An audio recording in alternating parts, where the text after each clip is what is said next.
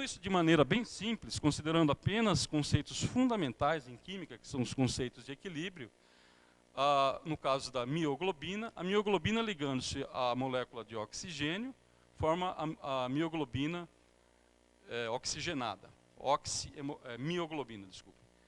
Tem aqui a constante de equilíbrio, onde a concentração de oxigênio é expressa em termos de pressão parcial de oxigênio.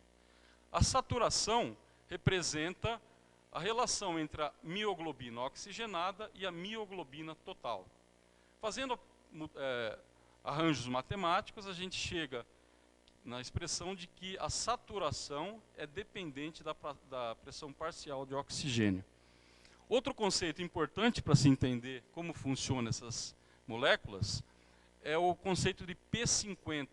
É a pressão parcial de O2, molécula de oxigênio, quando a saturação é metade. Em outras palavras, quando metade está na forma oxigenada e metade na forma livre. Fazendo novamente pequenos ajustes matemáticos, transformações, a gente chega que a saturação é função da pressão parcial de oxigênio e P50 é uma constante. O que esse valor de P50 tem a nos dizer? Se eu fizer um gráfico do YO2, a saturação de oxigênio, em função da pressão parcial do oxigênio, para a mioglobina, essa gráfico, essa linha preta aqui que eu estou mostrando com laser, eu posso chegar facilmente a algumas conclusões. O valor de P50 para a mioglobina é 2,8 torr. É muito baixo. Ou seja, mioglobina já está 50% oxigenada numa pressão muito pequena, né? E mais importante, aqui essa linha tracejada mostra a pressão do sangue venoso típico, e essa aqui da pressão, a pressão parcial de oxigênio no sangue arterial. Reparem que, em termos de saturação, a diferença é muito pequena, né? Dentro das faixas normais de concentração, no sangue arterial, a saturação de mioglobina é 0,97 e no sangue venoso é 0,91. Então, a mioglobina, mesmo em pressões muito baixas, ela está quase que completamente oxigenada. E o que acontece com a hemoglobina? As 4 subunidades da hemoglobina competem de modo independente pela primeira molécula de oxigênio.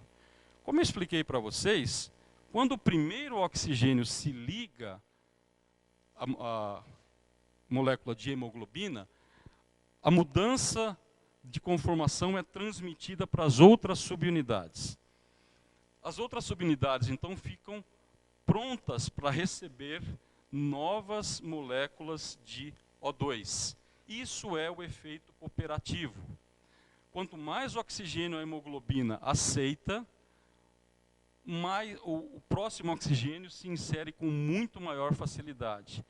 Então, o quarto O2, a quarta molécula de oxigênio, liga-se à hemoglobina 100 vezes mais rápido que o primeiro.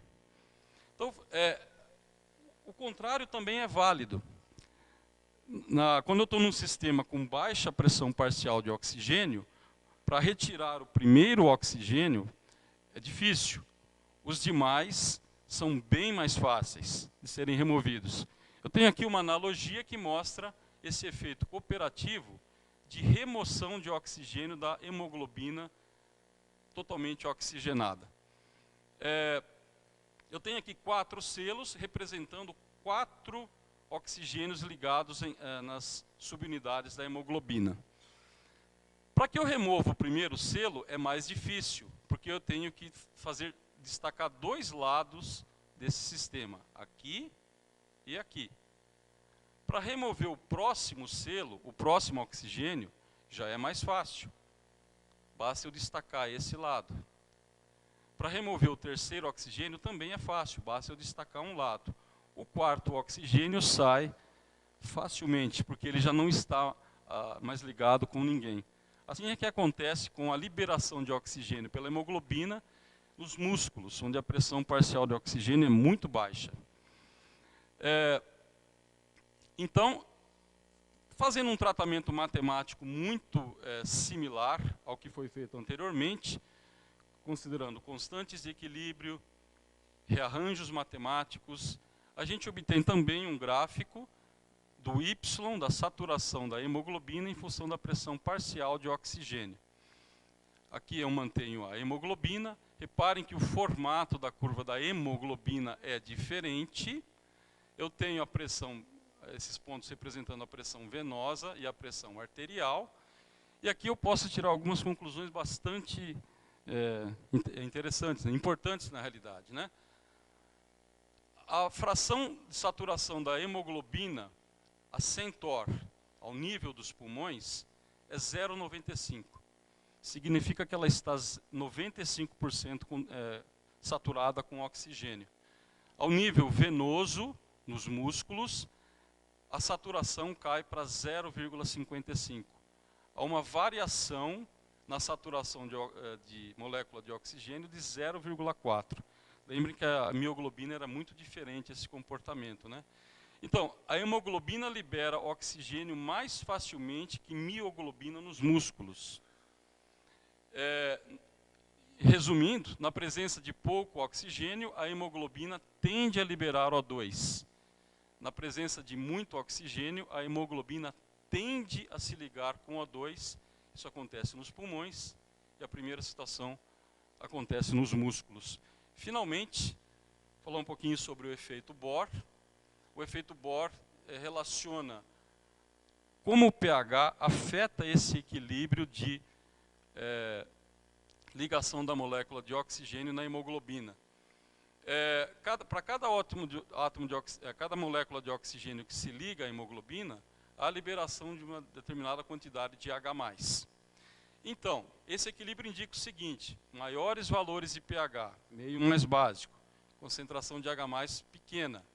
O2 se liga mais fortemente à hemoglobina, equilíbrio deslocado para a direita. Para menores valores de pH, concentração de H+ mais elevada, equilíbrio se desloca para a esquerda, liberação mais fácil de O2 pela hemoglobina. Então, por que isso é importante? Aqui eu tenho um gráfico de como a saturação da hemoglobina varia com a pressão parcial de oxigênio. pH 7,6, 7,4 e 7,2. Aumento do pH, 7,6 por exemplo, P50 diminui, né? P50 diminui esse valor de pressão parcial de oxigênio e aumenta a ligação com o oxigênio. O efeito contrário é obtido quando o pH diminui. Por que isso é importante?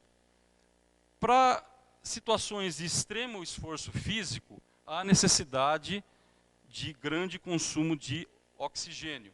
Nessa situação, CO2 é liberado. CO2 liberado reage com água, e essa é uma reação química bastante comum, né? Há a formação de H+, o pH diminui, e quando o pH diminui, a ligação da hemoglobina com o oxigênio diminui, liberando o O2. Ou seja, é um sistema tão perfeito que ele é planejado para fazer um ajuste fino da necessidade de oxigênio de acordo com a demanda, o seu esforço físico, em últimas palavras. Bom, então, para encerrar, algumas conclusões. O transporte de O2 no processo de respiração, ele é baseado num conceito extremamente simples, porém genial, né? É a mudança de configuração eletrônica do cátion ferro 2+, para magnético, para diamagnético. É um sistema engenhoso, é uma fantástica engenharia nanomolecular. É impossível imaginar um sistema como esse tendo sido formado ao acaso. Então essa é a minha próxima pergunta. Qual a probabilidade desse sistema ter surgido ao acaso? É impossível, né? Imagina, qualquer outro cátion que no lugar do ferro 2+, não teria essas propriedades.